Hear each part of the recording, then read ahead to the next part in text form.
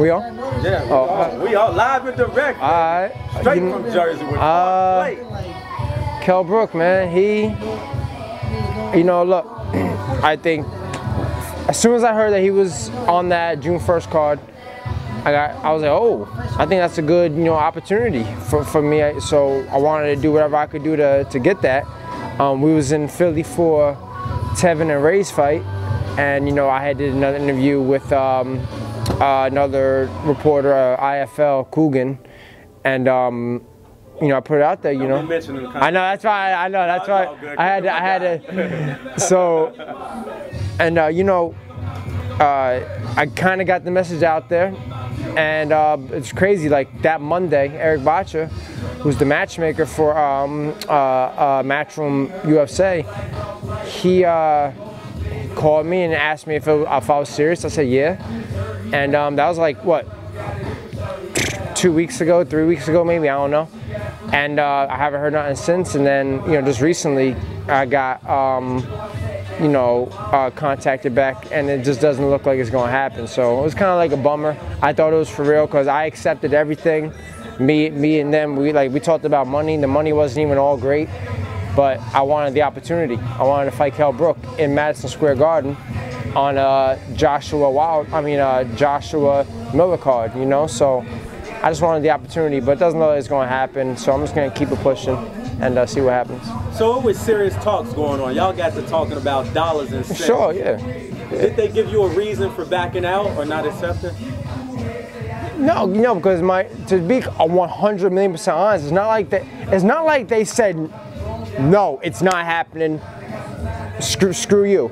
It's just like their vibe and like what they were kind of getting to, or you know, what like in their conversations made me feel like it was just not gonna happen. I'm not gonna sit around and wait. You know what I mean? It's not like they said no, it's not happening. He's fighting Joe Blow. You know what I mean? So. Shit, for all I know, they can call me right now and say, okay, you got it. But I'm just not, I'm almost like 99.100% it's not going to happen. Right. So, yeah. So what moves you want to make at 154? You want to fight for titles? Yeah. At this time right now? Yeah, well, you know, look, I'm number 11 in the WBO, which, you know, it sucks because it's that one spot that I can't say top 10 yet. But, you know, number 11 is still good, you know. Until I get a call for something really good. Look, everybody knows I'm my own promoter. I can keep myself busy. You know what I mean? And I could fight in May, which I'm probably gonna fight May 18th. Just to stay relevant, stay busy, stay active. That's like my new motto until we get a call. And prior to all this Kell Brook stuff, I was originally called to fight Jaime Munguia for the world title as a voluntary. Wow. Yeah, that was for real. That was 100%. But then WBO mandated Dennis Hogan. Then they took forever and a day to come to an agreement. Like literally the day WBO put an announcement out that they were going to purse bid, they automatically reached the deal, and they didn't have to go to purse bid. That's just They waited till the last second. Yeah. So, but in that talk, then they were talking about me fighting Patrick Teixeira, who's a Brazilian guy that's with Golden Boy. And I was with it, like the gentleman who I had working on it, you know, like I was all gun-ho and whatever. Just the business part of that fight didn't make sense for me. You know what I mean? The dollars, the cents, the opportunity, wasn't no real guarantees behind it. You know, I just didn't feel comfortable with the deal, so I respectfully declined it with the Teixeira fight.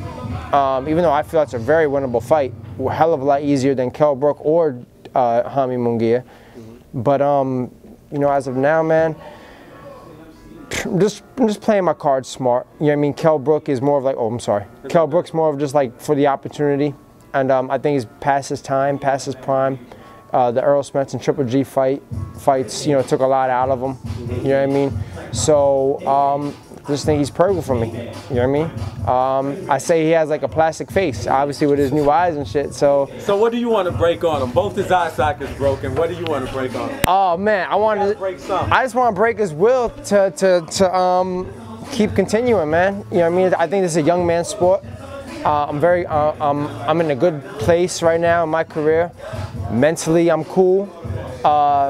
Physically, I'm pretty sure I'm gonna feel cool because I'm not killing myself to make 147 no more. And I just want to put it to use, man, on the big stage. I'm tired of like these local cards that I do in Atlantic City or, you know, wherever I do shows at. You know what I mean? I know my place, I know my role, and I just want a big opportunity. I want the big fights now. I want like good, big, meaningful fights. But I'm also, my promoter talk is, this is called prize fighting, not pride fighting. Right. Feel me? So that's why Patrick Teixeira, that fight is very, very, very winnable. Very winnable. It just didn't make, in my opinion and my team's opinion, didn't make the best business sense. You know what I mean? Is the money there for the fight? The money wasn't there for that at all. But, and it wasn't really about the money. It was just like, why fight Patrick Teixeira when you just got called to fight Jaime Munguia for the voluntary? Okay, I think he's gonna decapitate Dennis Hogan. That's just my opinion. You know, Dennis Hogan is in his position for a reason. God bless him. I hope he does the best he could. But I think Jaime Munguia is obviously gonna walk over him within 4 rounds. Who's to say I can't get that call the next time? You called me already. Yeah. WBO stopped that from happening, not intentionally, but you got mandatories, you have obligations. You know what I mean? Who's to say they can't call me next? You're on the short list of opponents. It is. I am. You know what I mean? Because if you look at it like this, and I tell everybody, in the WBO, who Munguia is the champion, I am the only fighter, you can go down the whole list, who doesn't have a promoter, who does not have a manager, who does not have an advisor, nothing. Nothing. I got family, that's it. Okay. That's it. I don't got nothing. I got 0 obligations to anybody. Right. You know what I mean? Contractually, nothing. Okay. And I think that's a little bit easier for promoters like Golden Boy and Zanfer to make a deal with, because you don't have to deal with the, you know, the promoters who then maybe take a substantial cut from the fighter. 3 1/3. Yeah, well, don't get me started. Sometimes more than that, but you know, yeah. So I just want to be easy, man, with everybody, and I've made myself very available to everybody, even coming up. I said, look, I'm a free agent. You know, I feel I got the goods. I'm gonna be here. I'm gonna be in this position very soon, and you know, I got overlooked a lot. And again, I don't claim to be no big bad wolf. But there's nothing wrong with confidence in yourself, you know what I mean? And I'm at where I'm at for a reason. It was no gimmies. Everybody's route is different. Some people,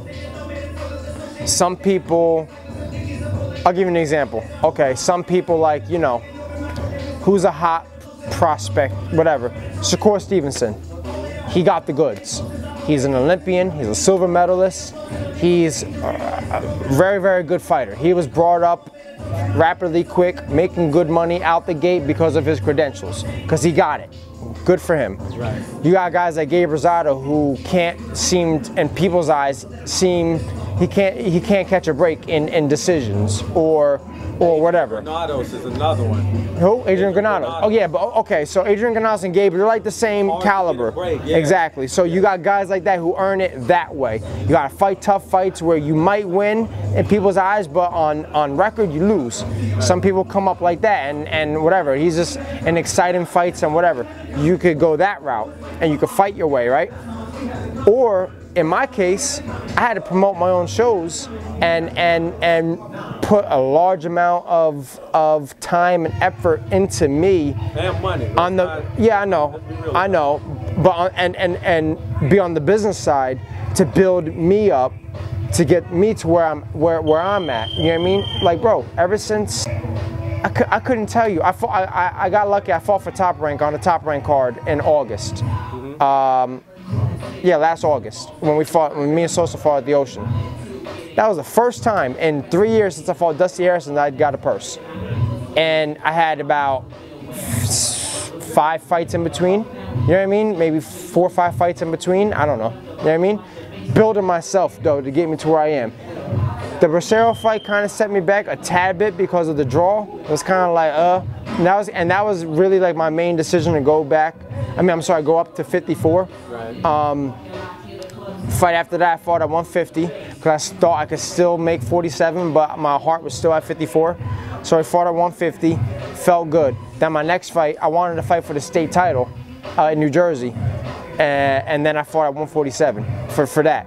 And I like killed myself to make that. And I said, that's where I said, and my performance showed, like it kind of sucked. You know what I mean? I fought a past his prime Mike Arnudis, where I probably should have stopped. You know what I mean?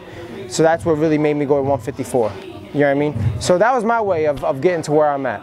You know what I mean? And I know we did one interview, our last interview, talking about it when I was getting ready for Bracero. Yes. And we talked about that stuff, but it's hard, man. Yeah. It was hard, but I did my job. I did my job as if other promoter was going to do it for me. I did it. You know what I mean? Right. And that's where now I'm very, very, very, very selective of who I want to work with on the big stage, because I put so much time, effort, and you said it, money into everything.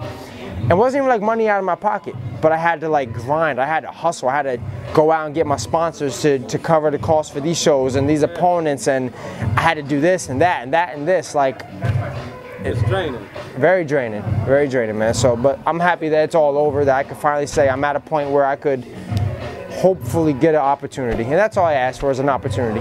How do you feel at 154? I mean, I didn't have a fight here yet, but I mean, I feel stronger. I feel more conditioned. Like, I get to, instead of cutting down from like 170 to 147, I cut down from 160, 68, 70 to 154. That extra 7 pounds, that hell yeah, it means a lot. You know what I mean? So as of now, I feel good. Like, as far as training wise, I feel much more energized. I'm not focused on weight as much in training as I was when I was fighting at 147.